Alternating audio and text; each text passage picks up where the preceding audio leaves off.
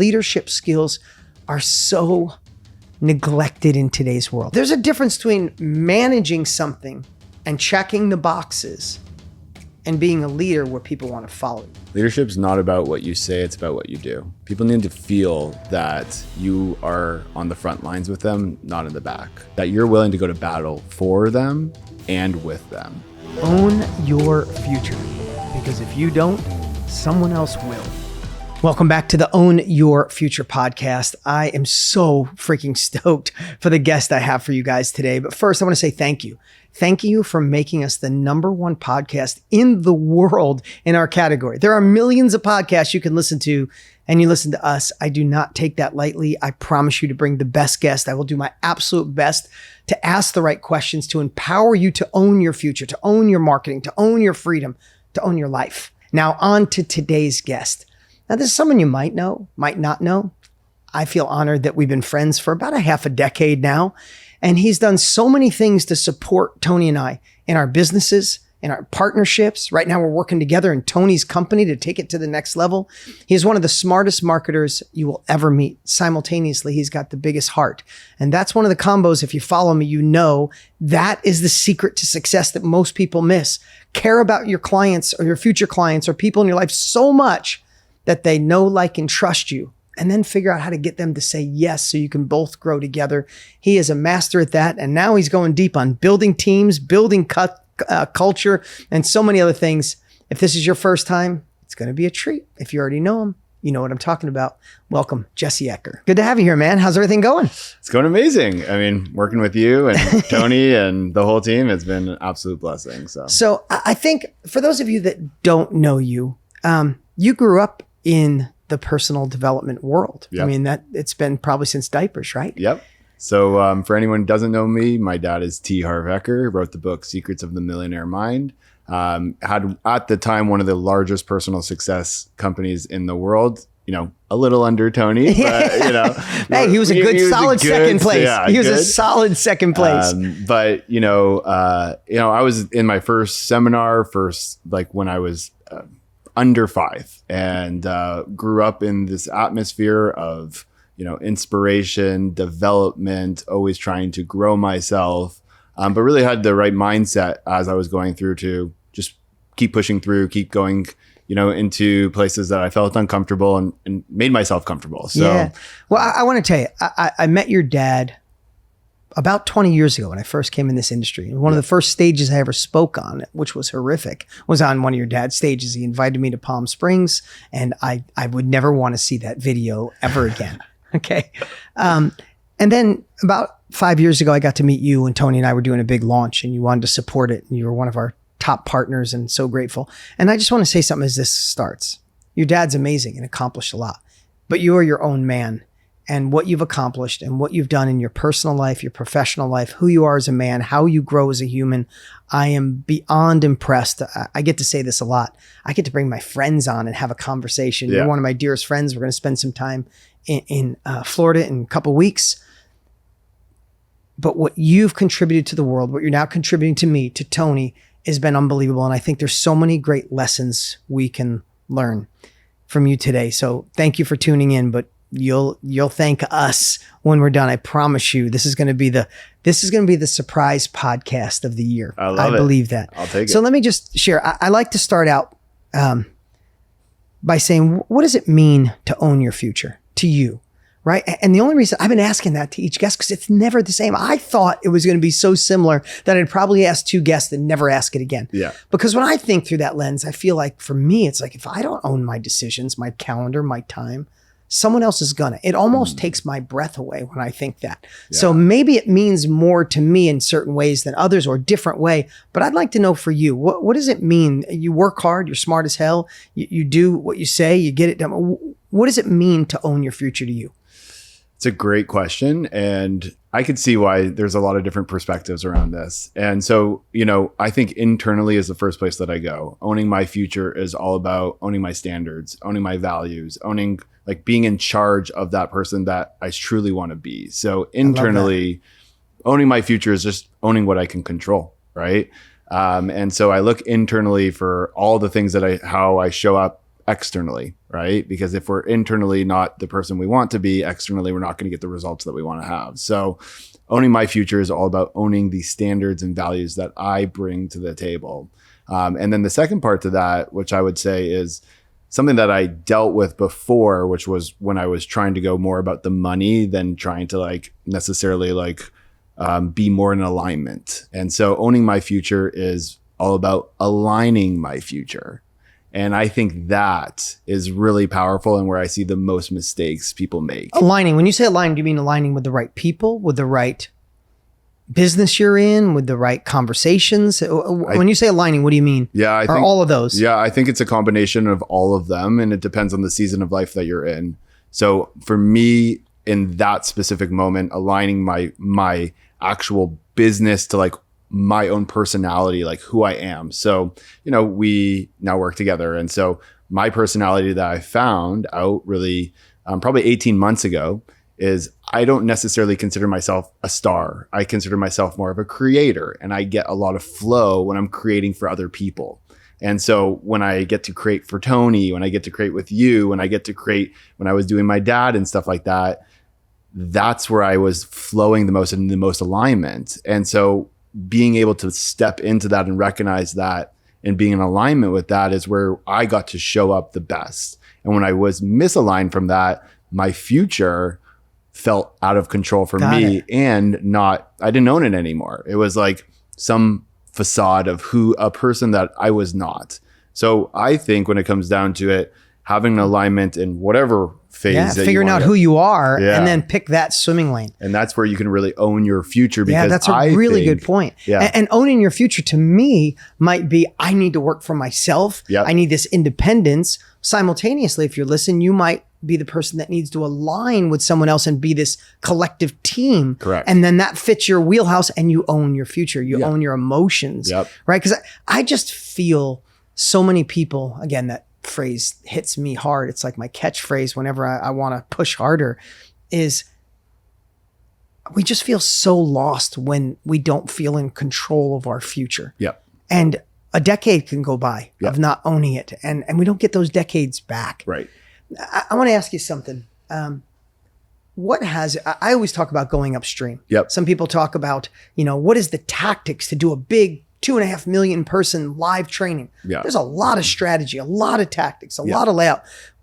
But the truth is, I was just on a live this morning when people always ask me, how did you do that with McConaughey? How do you do that with Tony? How do you do it with your brand? Well, if I go upstream, there was a time, and I don't know when it was, that I truly fell in love with my clients. I fell in love with their results. And when you come through that lens, you just make different decisions. For sure. It's just nothing you can do about it. You don't make the next, I saw this guy with a blue arrow, and this is the way he did his webinar. This is the way. All that kind of blends away. You need to use fundamental direct response or whatever marketing you're using. Yep. But when you fall in love with your client, fall in love with your career, fall in love with the people you work with, fall in love with your team, things change. Yep. Same way I feel if I didn't work on my own personal development upstream, none of these businesses would have worked. Doesn't matter how good I am at marketing. I still have the crap in there of my parents being married 9 times and my mom moving away when I was little, and my dad couldn't handle it. So he was a bit crazy and used to break stuff in our house all the time. I had a bleeding ulcer at 10 years old. I could fall back to this guy that probably doesn't believe in love because my parents were married so many times, could fall into not being a connected dad. My dad was a good dad, but he went years not really connected. I know I could fall back to that. It's just a fact. I need to feed myself. It's probably why I'm in this industry. I need to feed myself every day. And when I do, I like the man I am, and I like the man I'm becoming. And I like the husband I am, and I like the father I am. I don't mean to make this about me. I'm setting up a long thing for a quick question. How important has personal development been in your life? I can't give you the tangible parts of all aspects of my life because I don't know any different, right? My situation is a bit different than most others when I grew up in this. So my no is personal growth, right? That has been ingrained in my life. But and I'm not a comparer, but when I look at my mindset of how I approach things, the conviction that I have, the confidence to be able to like come into a situation and just like we say, own it, right? All comes back down to like the preparation that I've put myself through, the experiences that created the breakthroughs that I needed, and doing the work of just, self-awareness of knowing that I am the only person that's going to stop me from getting what I want. Yeah. And so you have no one else to blame. No one else to blame. The person in the mirror. Yep. So knowing that and not knowing that, like if I looked at, like if I didn't know that, I could see a world of, why me? Really, it's not working. Victim. It's hard. This is not right for, like, why do they always get this stuff and not me? And I still go down those traps too, right? When a campaign maybe doesn't do as well, beat myself up about it. Maybe I shouldn't be doing this. Maybe I should be doing something else. But that's a very short period of time. And I've learned to overcome that very quickly. Just like a professional athlete, when they drop a pass or they don't score on an open net, right? You got to be able to overcome that stuff quickly if you want to be great. Yeah. And so most people just dwell, and they dwell on the past, and they dwell on what could have been, and they dwell on all the things that could have happened instead of just changing what they need to do to make it happen. Yeah. Right. And that's not actually the actions it takes. It's more about what they believe, how they show up, the standards that they values, have, standards, all just those like pieces. Thinking, going upstream right? Is really going instream. Yeah. I think, that's a really right? good point. And I hope you don't mind. I want to share what I see in you. And the reason I wanted you to be on this podcast and I wanted more of the world to meet you is that foundation that you've created that I always inspire people. I want to teach marketing and strategies and skills and business. But if we don't go upstream or instream, if we don't go in to find that, then we stop at the first barrier. Yeah. We blame someone else. It's the last president. It's the current president. It's the marketing. Google changed, Facebook changed, this changed. I should just stay where I'm at. Yeah. And we're not realizing we're not leaning into who we're meant to be. We're leaning who we think we should be. Yeah. And I feel at the end of my life, I feel the pain even just saying that. But I want to tell you what I see in you, and the reason I pushed so hard for us to work together and gave you so much, wanted you to have all the responsibility and the strength behind you, the support behind you to do the magic that you do. Because there's two things I saw with personal development being a part of your life, with working on you, with going internally.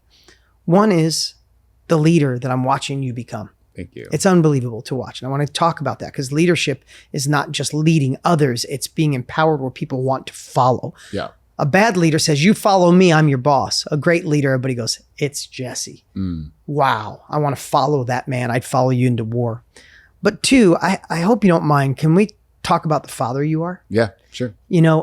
I believe God, universe, whatever you believe, I believe in God, prepared you for the amazing father you are. You have Jordan and Brooklyn. And Brooklyn was born with a little couple challenges. And I have to tell you, you got me in tears about 2 weeks ago. You sent me a picture of Brooklyn walking. Yeah. And I literally cried in my kitchen. I had tears coming down my face. I believe the same things that you've prepared for mentally to be a great leader, to be a great marketer, to be a great husband, has prepared you to be the father of Brooklyn. Yeah. And watching your commitment and dedication when, if I have this wrong, please, you could tell the story, is not sure if she'll ever walk. Yeah. Not sure if she'll ever talk. Is that true? Yeah. I'm very uncertain with everything. Yeah. Yeah. And watching your commitment, you and your wife, Jen, on saying, I don't give a shit, excuse my language, what anybody says or what the universe says. So many people are stuck on statistics. Most businesses don't work. Yeah. This won't work. Why would it work in this economy? The doctors say my daughter, because of what happened, she won't walk and won't talk. Why would this happen to me? Or you guys, just what you said earlier, like, well, screw that. I'm not taking that. Yeah. So maybe you could just share a little bit of how your life has led you to that little girl walking in your kitchen the other day. Yeah. So, and I'm happy to share, Brooklyn had a stroke pre-birth, and we don't know exactly when. It could have happened right as she was coming out. It could have happened in the womb.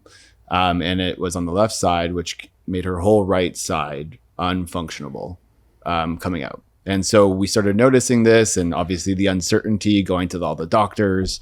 And it was probably like a 7 out of 10 stroke. So it was pretty severe. And it went through the part of emotions. It went through the part of language. And it went through the part of like gross motor, obviously. But one of the things that started to happen was vision was fine. hearing was fine. And then we started to realize like, hey, there's statistics here, right? So we started looking at statistics, and the statistics are really scary, but there's those statistics of things that don't go wrong, right? Of the people that are okay. And then we started to like get involved of knowing who is functional versus not. How do we make what this? What patterns do they have? What things? And we started to just do the things that we know that we would do if we did whatever it takes to make it happen. And so even things that cost a lot of money or a lot of work for a 1% improvement, because we know 1% over time can make compounded, just like your business, just like health, anything. Double growth can make all the difference in the world. And we'd willing give up anything for 1%, because that could mean opening the hand versus not, right? Yep. That can mean taking a step versus not. That can mean, talking or not.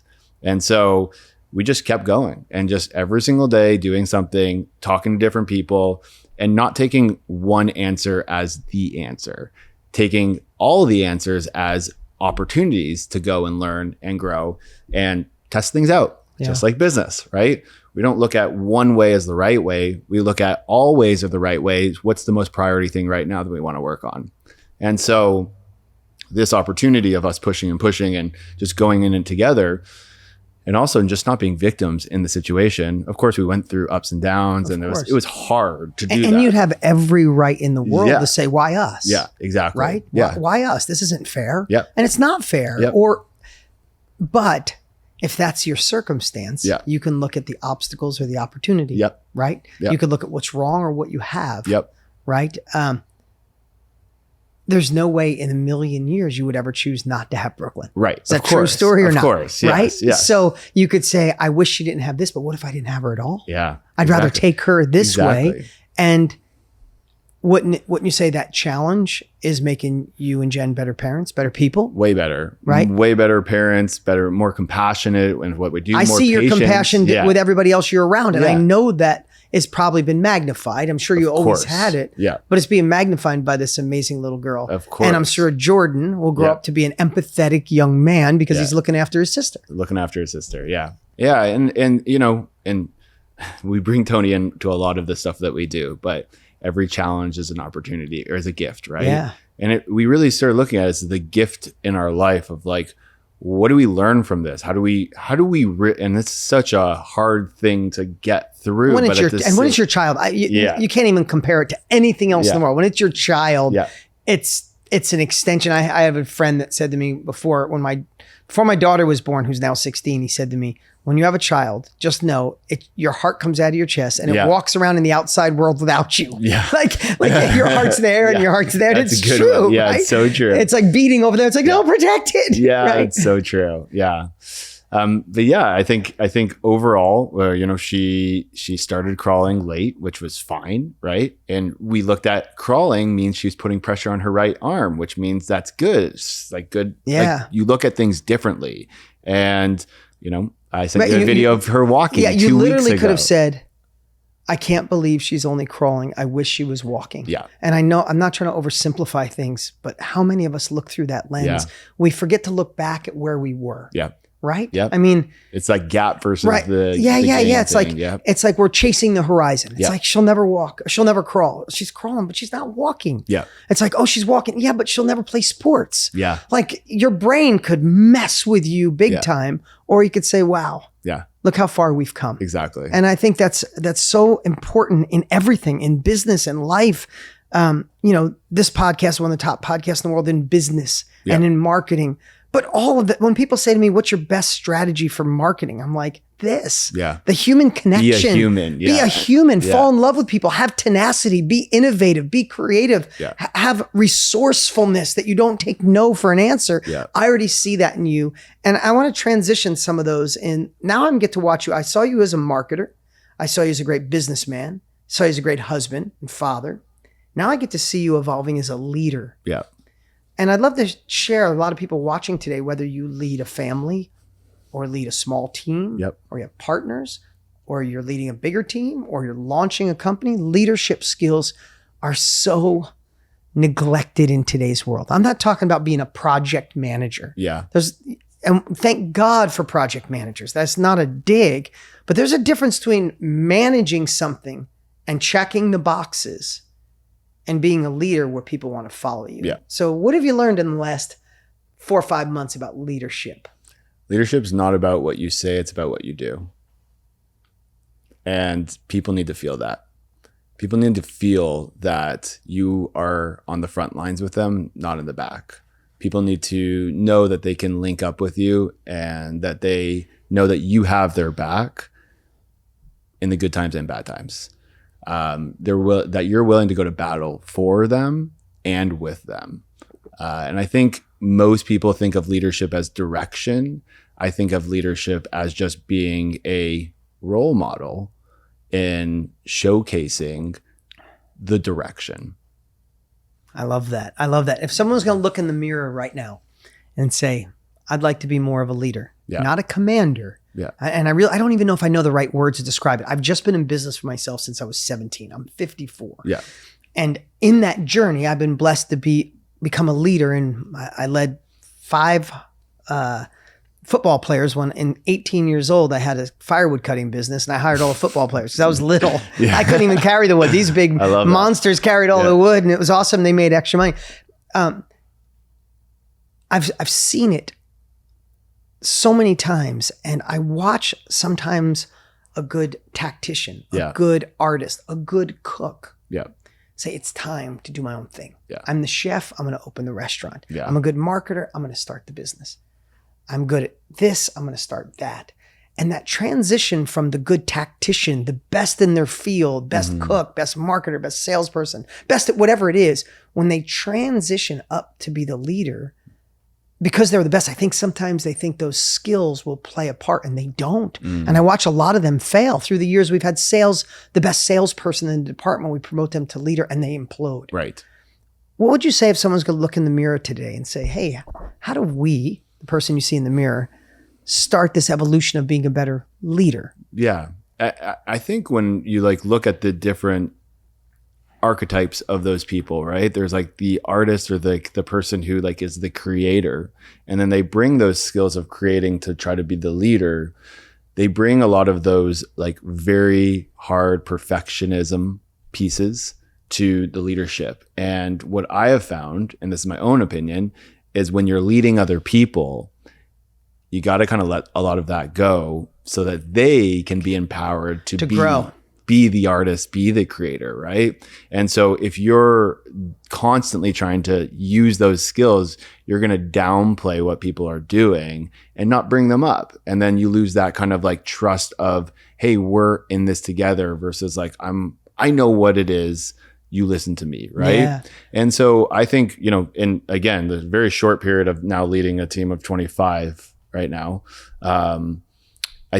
what I've found to be very helpful so far is using your experience and skills to show, not tell. And this is the same with marketing, right? Yeah. I think it's just everything in life is holistic, right? So everything that works in one place works everywhere. We look at marketing all the time. And we're like, this works, testing works, do this. Same with health, same with relationships, same with all parts of life and business. Being a leader is all about, again, using other parts in your life that work well. Discipline, work ethic, being compassionate and being kind to other people, showing up for other people. It's basic life principles, I think. Yeah. And it's when you overdo it in one area, what ends up happening? Some other areas sacrifice. And I think the same happens with leadership. If you try too hard to be one way, then you're going to sacrifice another way, which tends to sacrifice either, a way or perception of the team, or it's the work that's done, or it's just growing to the next level, right? So I geeked out on Ronald Reagan's speeches, okay, and JFK speeches, and Martin Luther King speeches. I went down this years ago. I was going down, and when you read these speeches, some of them are so amazing. Abraham Lincoln, just all through the time, right? And there was during I was reading one on Ronald Reagan, and it said one that he didn't write. And he was talking about being a leader, right? At the time, for those of you old enough to remember, and if you don't, Ronald Reagan was the first president in, I think, maybe the only. He turned the entire country red. He was a Republican. Right. And California and New York voted Republican. Illinois voted Republican. The one state voted blue, and that was where Mondale, who he was running against. It's the only blue. And I say that because it wasn't about politics. I don't think at that time. It wasn't about left or right, liberal, conservative, Republican, Democrat. I was like, hey, I think this guy could do a good job for us. People felt that about Bill Clinton. They felt that about John F. Kennedy. With John F. Kennedy, nobody cared Republican, Democrat. This is just a guy that's asking us to do more for our country. It's going to take us to the moon. I'm in on that guy. Yeah. Right? But anyway, long story short, Ronald Reagan said a speech that he read. He said he was addressing the nation. Now he's running the world, running the country. And he said, speech writer, hand him the speech. And he read it. And he said, I could write a better one, but I'm going to read this. And that was so telling to me. You can't run the leader of the free world at the time, right, is what they would call him, and write every single speech. Right. And that to me was leadership, meaning I hired the best writer I could. Yeah. And in my mind, all these things went in my mind. I'm teaching him to be a better writer. But if I wrote this, I take away their power. I don't have time to do it all. To be a leader and have scale, we have to find a way to transfer what we know to other people, let them fail, let them see that you have their back. Is it any different than parenting? Yeah. But yeah, I mean, if you ever read Love and Logic Parenting, it's a great book to read. You probably have read it. But Love and Logic Parenting, it talks about the drill sergeant, yell all the time. They end up resenting their parents and say, screw you, I'm out of here. Helicopter. Oh, no, I got this, Johnny. No. I'll twist your bottle up. You can't. Oh, no, let me make your thing. Let me cut the crust off the bread. No, I got it. Oh, no, don't do that. You might fall. And all of a sudden they turn into teenagers and have no clue about life. Yeah. And then Love and Logic Parenting is more like Montessori kind of feel. Yeah. Right? It's like, you need that? My wife is intuitively like this. It's unbelievable to watch my wife. She hasn't read a million books about parenting. But her mom is the same way. My wife is the oldest of 5. They're all successful. You know, parents migrated from Mexico, and their children are all massively successful, and the best family I've ever met. And their mom is intuitively like that. And I watch my wife raise our young ones, who are 3 and 7 months, and everything that my kids go to do, I go to do it for them. My wife goes, no, Luke will figure it out. And I watch him struggling, trying to get a bottle cap or trying to do something, or in the pantry, it's above him. Yeah. I'll grab it. She's like, no. All of a sudden I see him pull over a chair and gets up on the chair. She's like, good job, Luke. And I'm there like, you go. how do you know that? Like, I do that at work, but with my kids, I want to just do everything for them. Right. So I could be the helicopter, but that doesn't serve them. And I think a great lesson today, and I watch you do this, Jesse, is we have to empower those that we work with. If we want to lead, if we want to partner with, we have to find their core competencies, empower those core competencies, and let them fail and succeed. And let them fall. And when they fall, as a leader, you're there to catch them, brush them off, and say, hey, we can get back in. Let's do this. I'll be alongside of you this time. Yes. And I'm watching you do that, and you're earning the respect of 25 people in lightning speed. And I think it's just a testament to the way you've grown up. You know? I got a question for you. Okay. Yes, you grew up. Some of it could have felt like the shadow of your dad. Yep. Right? Someone's like, oh, you're T. Harv's kid. It's like, no, I'm Jesse Eker. Like, I can see that, right? Yeah. You know? And you have beyond proved yourself as your own man. You grew up in personal development. You've had incredible success in your life. You got an amazing marriage, and we talked about your kids. Sometimes when people see that from the outside, they're like, God, I wish I had that with no worries. Yeah. No limiting beliefs. Yeah. No imposter syndrome. Yeah. This guy, Jesse, just oozes confidence, and he's got it dialed in, and now he's working with Tony and Dean and running these big departments and taking the company to the next level. Oh, I wish I had no worries like Jesse.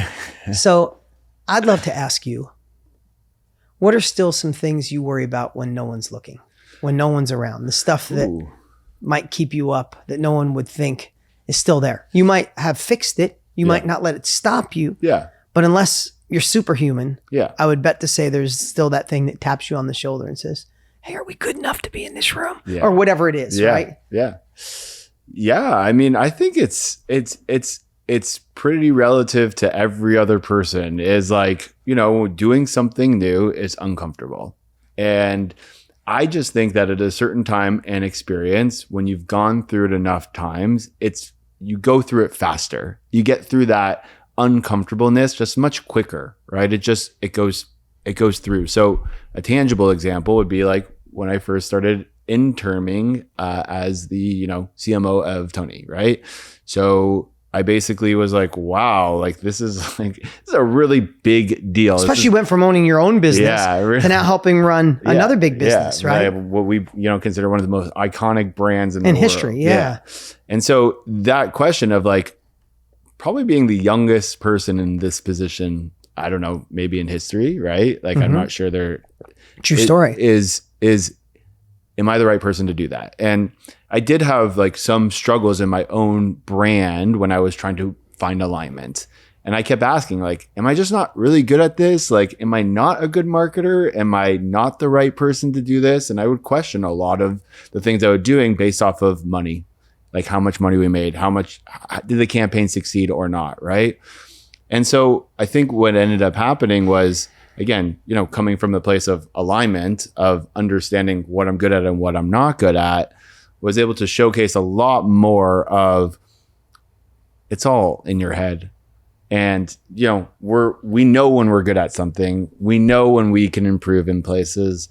We know when, fear is popping up and we just need to move through it. So I would say, just like any other person, anytime I'm doing something new, I'm feeling. Am I good enough? Yeah. Am I good enough? And I think also, like what you said, my dad, there's self-inflicted pressure there, right? Like it wasn't really a stack up against, but I always wanted to be my own guy, right? But then I put myself in position of like, well, building his brand. And so it was like still the Harv Eker show. And it's like, who's this Jesse Eker kid? And I'd get hate emails all the time of like, you rich kid, like you don't need to do anything to be successful. And we both know that is just like the farthest from the truth. At the same time, from the outside, it's much easier to, look in and say, you got everything handed to you, than actually try to understand and know the person and also understand what it actually takes to make a buck, right? To make it sales. So there's always been that like, am I good enough type of thought process. And I think, I don't know if it's ever going to go away, and I'm okay if it doesn't. And I was just going to say, but maybe you don't want it to. Yeah, I think it's a good driver. I still have those things that, I had dyslexia in school, and Mrs. Thompson in 7th grade, I think she told me every day I was dumb because she's like, just sound it out. Don't be stupid. I'm like, if I could sound it out, I would. Yeah, right. Like, talk about old school. That was a long time ago, and she was old. So it's probably an 80-year gap of how people teach now, right? Yeah. It's a little bit different. Yeah. I see people sometimes getting like sensitive over little things. I'm like, I wish you had Miss Thompson for a week. You wouldn't let any of that bug you. Right? But they're still there. Yep. But I think, and this is, we're talking about Tony today. It's like, but I learned to dance with it. So instead of it controlling me, I just go, oh, you're still there. Look how far we've come. Go sit back in the closet, right? That. And I think that's what we all have to do, because they're there and it's okay. And like I tell people, they'll say, hey, when I get successful, the problems, do they go away? I'm like, no, you get better at handling bigger problems. Yes. You want to be more successful. You're growing right now and helping grow a massive brand because you're solving bigger problems that weren't solved in the past, and you're tackling them. Yep. And we're solving problems, and that's why we're growing. We're not growing because you're doing all the fun stuff. You're doing the hard stuff too. Right. But the hard stuff actually becomes, as we said earlier, the stuff that you do on your own, the stuff that makes you grow. Right. Well, yeah. And it's the same. I mean, again, like we talking about kids a lot here, right? So it's like when a kid starts walking, it's very hard to do. But after a couple months of walking, you don't even think about it. They're not thinking about it. When you're starting your business, it's a lot of energy, a lot of time, like very confusing. You're doing everything. I've now been doing this for 13 years, right? It's very natural for me now to just step up and know, like we speak the same language. You obviously have 30 years more of experience as far as like being a marketer and a business person.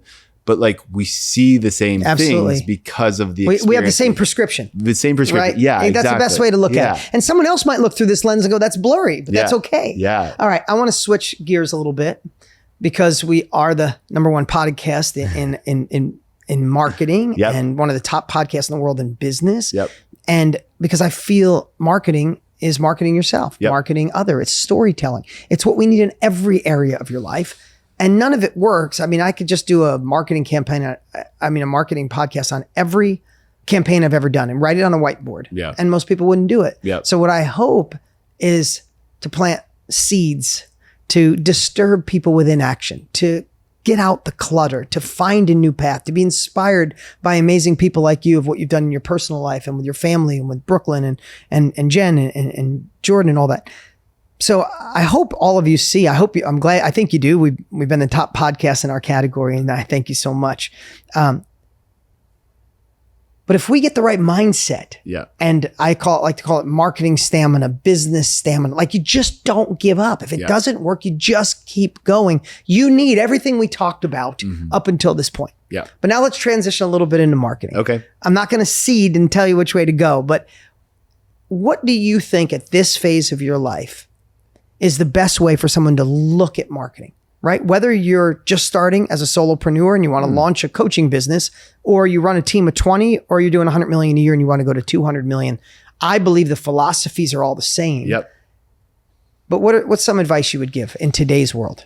I think people look at marketing as selling, and I look at marketing as communication. And it's communication of a showcase of transformation, right?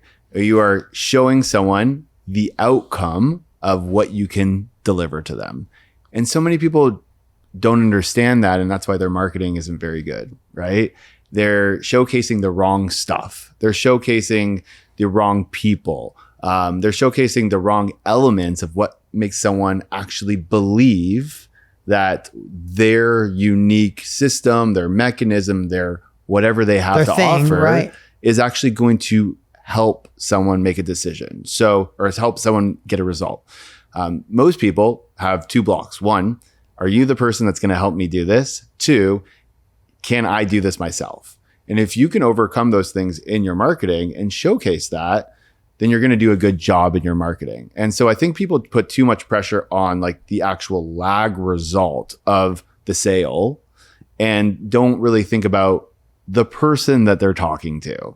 And this is like so common in a lot of the feedback that I see so many people make. And even, what we do is we're talking at them instead of with them. We're not talking to the person. Like we're not putting ourselves in their shoes. We're just putting stuff out there and expecting them to take action. And so one of the big stress tests I always give the team is like, would you buy this if it was your own hard-earned money? Would you take action if it was your own time and energy doing this? Would you? Yeah, simple as that sounds. And most people, when they really answer that question, like honestly, when they're looking at some of the stuff they put out, the answer is no. And so if the answer is no for you, why would it be for some stranger that doesn't even know you, doesn't even know that has stuff that you have? That I saw recently. I think if someone's online 3 hours a day, they see up to 10,000 ads. Wow. That's wild. Like, just think about that. Like, maybe that's a week, but it was an astronomical number. No, it's probably right. And how do you stand out? Yeah. I just got asked this today. I was on a live earlier today. That's why we're shooting this in the afternoon. And everybody was asking, what's your secret? How do you get 2 million people? How do you get that? I said, I think I do something, and then I want to hear your, I think I do something most people don't. Yep. When we do a challenge or an event, I'll stay up 3 nights in a row and I'll read thousands of comments because I want to meet people where they are. Yep. I could forget. Listen, most of the time, especially when you're in the self-education industry, we're marketing to the person we used to be. Yep. Right? We're trying to solve a problem for somebody else that we once and already solved for ourselves. Yep. We know how to market. We know how to be in sales. We know how to lose the weight. We know how to fix the relationship, right? That's what coaches do. That's what course creators do, content creators. Of course. Really, we're just saying, hey, I'm a chapter ahead of you. Yep. Right? But sometimes when we get a chapter ahead, now I have to manage hundreds of people and multiple companies and hundreds of millions of dollars. And I'm not saying that to brag, but it's a different life than when I was a broke kid working in the collision shop during the day and trying to sell my course at night, right? So I always want to live inside of the mind of the person I want to serve. Of course. But how do I do that? If I forget a little, I think one of my greatest gifts is I want to stay in that pain. Yeah. I want to know what it's like to want to lose the weight to, or whatever it is, to fix the relationship, to have real love, to get the first sale, to impact others, to speak on stages, to do your own podcast. I don't know what it is, but I want to live in there, and I want to be reminded every day. Yeah. What are the challenges you're facing now? Because they're a little different now than when I was 19 years old. And what are your dreams and goals now? Yeah. And if I could meet you there by talking with you, Matthew McConaughey said it so well. We were sitting right here at this table. He said, was he sitting here? Yeah, right there, right where you are. He said, he goes, I don't have all the answers, but if I could ride shotgun with you, I could help direct where we're going. I like that. It's like, that's kind of, without him realizing, he described really good marketing is you're with them. You're riding shotgun. Yeah. I've been there. I know what it feels like. So for me, if I don't think I'm meeting people where they are, Jesse, I literally will stay up all night and read thousands of comments, and I'll find these common threads like, oh my God, I didn't even know during COVID, so many people felt alone. Yeah. And now they're having trouble going back out into society. Or when they were home during COVID, they realized, I don't want a 9-to-5 job, but what the hell do I do at home? Yeah. Like, you find these trends that if you get stuck in this hypnotic rhythm of talking at people, I have the best product, you should buy what I have. You're one of the 10,000 people are going by 100 miles an hour. Yep. So what do you got to say about living inside the mind of your future client? Well, I even come back to the point that, you talk about quite a bit is the dinner conversations. I love, I always talk about that as something that you hit me with a bunch of times. Like, what are the conversations that people are having at the dinner table? The recency of what's going on in their life. And once you understand those conversations and are in those minds, you just can't lose, really, because it's you're relevant now. Yeah. You are recent to what they're doing. You can pull to things that they're experiencing. And the more recent you go for someone's experience, the more likely they are going to, say yes. So there's this really good formula, and I'll be a little tactical for some people here, is people will make a decision based off an experience. So if you just had let's just say a fight with your wife, and then you see an ad and it was better communication to diffuse fighting, you're more likely to say yes because you just had this experience of it. Now, the next part of this is the recency of that experience. If I had a fight 6 months ago, you might not remember. I do. But if I had a fight 30 seconds or 2 minutes before, that makes the likelihood much better. Now, the third one is the frequency of that. If I had a fight once and it was not a big deal, the likelihood of a conversion is very low.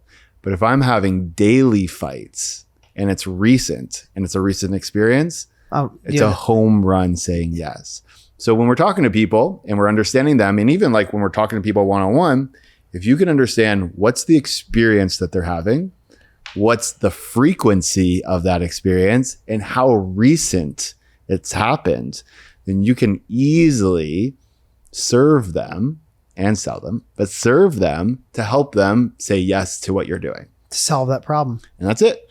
If you can do that on an ongoing basis and you can put that in your marketing and you can understand those experiences and talk to your prospects and understand how frequently people are having these issues and thinking about this, your marketing becomes golden. No, I love you got a little more tactical. And think about this. In today's world, we have access to so many people that you really have to have the courage to push away the people that you can't serve at this moment. Yeah. So many people are trying to get the person who had a fight 2 years ago, one time.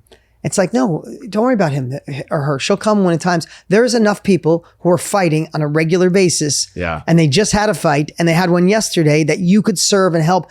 Go after them and narrow your marketing message to that one person. Yeah. I know this sounds crazy, but even through the years, so many people have worked on my marketing team. They'll come in and pitch me an idea, and I can tell they're excited but young. Yeah. They're saying what they think people need and not living inside their head. And I was like, okay, name someone in your family you think you could use this. And they're like, my older brother, for sure. He's in this space. He could use it. I'm like, how would you talk to him? He's like, how would I sell him? I'm like, no. You sat down, you got coffee. He called you and said, hey, I don't want to be thinking about what's wrong with my life anymore. I want to find a way to see what's right. I want to live in gratitude, or I want to sell what I know, or I want to create a course, or I want to fix my relationship. How would you talk to him? What would you say? And I watch people stop and they go, oh, to my brother. And all of a sudden, it's the greatest presentation I've ever seen. It's like, I'd say, hey, brother, you know what you're currently doing doesn't seem to be working. And if it's not working, you can't. And all of a sudden they're like, I'm like, that. We use that. Don't be so creative. I'm trying to do a sales. Talk to humans, the human condition, have a conversation, teach, share, show, enter conversations they're having, address the problem, show them a possible path to solve it. Yeah. And I'll watch young people, 20s there, and they go, oh my God, I never thought of that. Yeah. Well, I mean, and this is something we talk about all the time. And you're always like, it's better to be clear than clever, right? It's better to be clear than clever. And to me, that is where a lot of people like, they see these innovative things. They see these like creative things, and most creative things flop. But most they do. Yeah, they do. Like you see this random billboard and you're like, I don't even understand. I don't get it. Or when someone takes and makes a creative name and like merges it together, and I'm like, I couldn't Google that because I wouldn't know how to spell it. Right. I don't know the name, and I really don't know what you do. Exactly. So again, marketing, there's so many parts here, but it's like, just speak normal language, just speak clear, just like how you would actually have a conversation. That's how marketing should be. I love it. That's where you win. We're not done yet, but if people want to find you more, Jesse, where can they find you? They could find me on Instagram. That's awesome. Yeah. JES. Great dude to follow. Yeah. Instagram would be great. Yeah. Jesse Eker. Yeah. Jesse _Eker. Great. Yeah. Hey, what we've been doing since we started is I think the first couple of guests asked me a question toward the end. So now we make it kind of a common thread. You got a question for me? I do. So one thing, and I love this because I get to bank off your experience, right? Of your past 25 years. What I would love to understand is the market shifting, sophistication shifting, marketing is evolving.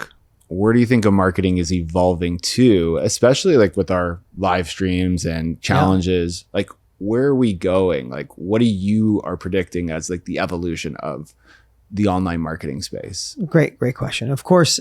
Now, if you take some of the parts, like everybody's worried about AI, worried and excited about it at the same time. Yeah. Right. And I think that's probably a good worry with boundaries, right? Yeah. Well, it's going to change, but the internet changed things. The printing press changed things. The gas vehicle changed things. I think this might be one of the biggest shifts ever. But I still believe that we need the human connection, the human thought process. So I just want to say, I would take that fear off. We've handled so many evolutions in this world since the beginning, since the first flame or the first round wheel, how many different things in evolutions, and we are innovators. We adapt, we adjust. So I think if that's a worry of yours, I would just park that for now, because the only thing we can do is focus on us. We can't focus on the outside world. And what I've seen over 25 years is, I believe the marketers that are going to make it are the ones that have the vision to continue to deliver more and more value in front of the paywall. I think things like a good webinar that delivers value then asks for a sale will do okay. A webinar that seems like a 90-minute sales pitch are going to be extinct because people want value first. Show me. Yeah. Why should I work with you, Jesse? Right. Yeah. And I think we see that with a 5-day challenge. That's one of our biggest things. I think we've kind of spearheaded that. We've done the biggest in the world. I just looked in the last year, we've put 4.5 million people into our challenges, right? In just the last 12 months. But why do they work so well? Because we offer a product or a service at the end, because we spend 5 days filling them with value, not teasers, like real education that they could leave with. So at the end of the 5 days, they can go, that was amazing. Yeah. What's next? Or that was amazing. Maybe not right now. Not, I can't believe he sold to me. Right. And I think we are getting, even though sales is service, and I believe we do people a disservice if we don't sell something that could change their life. I think people are getting more weary. Like, what is this? And I think I believe if you fast forward 10 years, there's nobody going to make it with a quick sales pitch unless it's a spontaneous buy. I just got in a fight with my wife. Things are going bad. I'm about to get the divorce. I need that right now. Yeah. Right. If the ideal person is going to click the button, but if you want logical buyers who are going to think through it, it's creatively having the nerve to deliver way more value in front of the paywall than you're usually comfortable with. And then the only companies I think are going to survive are the ones that truly love their customers. And people love what's delivered so much that their lifetime value goes up. Because if your lifetime value goes up, you can afford to spend more to acquire the client. And I think the last thing I'll say is, I love the term, I've been using it for 20 years, is if your company or the company you're going to start does not ripen green fruit, you'll never last. And what I mean by that is you do an event. And day 3, you make an incredible offer. You're going to get the buyers like me. I'm a spontaneous buyer. Yeah. I'm an immediate buyer. Or there's someone that's like just had the fight or just decided to quit their job and they want this thing now. Or they went to the doctor and they got the report that your cholesterol is high and you got too much fat in your blood. So like, I'm losing the weight now, right? You'll always get those spontaneous buyers or somebody with urgency. The companies are going to last. That to me is ripe fruit. But all these other people opted in. You have to ripen that fruit. You have to deliver value. You have to be consistent. Don't just sell nonstop. If you're going to sell something, give them 5-to-1 ratio. Value, value, value, value, value. Oh, by the way, I have this. Value, value, value, value, value. So I think as we evolve, I would say more value in front of the paywall or before you ask. Serve before you ask. Deeper, stronger. Serve real stuff. Make your product even better that you over-deliver. And build deep roots and reciprocity of value. So those that are unsure, that are logical thinkers, they pop in a month later, 4 months later, and all of a sudden it's like a wave of additional sales because you're servicing them. I think that's an ingredient that'll last the next 25 years. I love that. And I'll add to that too, based off of like what I see too, is I see so many people now with the sophistication of the market making bigger and bigger claims. Let me get you to $10,000 a month. Let me get you $100,000 a month. And I think people think that's the way. And I think now going forward, to bank off what you're saying of the value on front, but value on the back to make sure that you actually deliver on your promise and you actually like give them the deliverable they paid for. And can I tell you, just to get the sale, it's not worth it's ruining the market though. You ruin it for everybody because then people don't believe. Here's something that maybe you know, but since you've been following me maybe a decade, have you ever seen me use a money claim in anything I do? No. Not one. We teach people how to be in the self-education industry, to do a course, be a coach at mastermind.com. That is the whole concept, that we don't do anything else. We teach people how to be the best version of themselves first, right? Live into your full potential. So some people are with us just to be the best version of themselves. But if we get you to help you be the best version of yourself, we believe it's time you sell what you know. That's the natural evolution of Mastermind. It's what we do. But have you ever seen me talk about, we have 3,000 videos of people that have sent in how much money they made, what they did. We don't show any of them. Because it's so front end loaded. I want the people that come in and realize, hey, we do have some secret sauce, but you got to do the work. There's no magical money machine, but I'm going to get in the passenger seat. I'm going to ride co-pilot, right? I'm going to ride shotgun, and together, let's take you from where you are to where you want to be. And that is sustainable. Jesse, it's been so awesome spending this time with you. Before we go, any last words? Or I love to say, is there someone in your life, past, present, that you'd like to thank? And without their support, maybe you wouldn't be here. There's so many. I think I'm going to thank my wife. And we started to get together when we were 19 years old. Wow. So 19, pretty much majority of my life now with her. And just the evolution together from 19 to where I am and just growing together. And she's always been that person that can continue to keep me on the path. So I'm going to thank her. Yeah, beautiful. Man, I appreciate it so much. I told you guys, be one of your favorite. Do me a favor. If you loved it, follow, subscribe, and take the link right now and share it with someone in your life. Let's continue to get this word out there. We don't have all the answers, but hopefully we delivered some. Thanks for being a part of the Own Your Future podcast. We'll see you next week.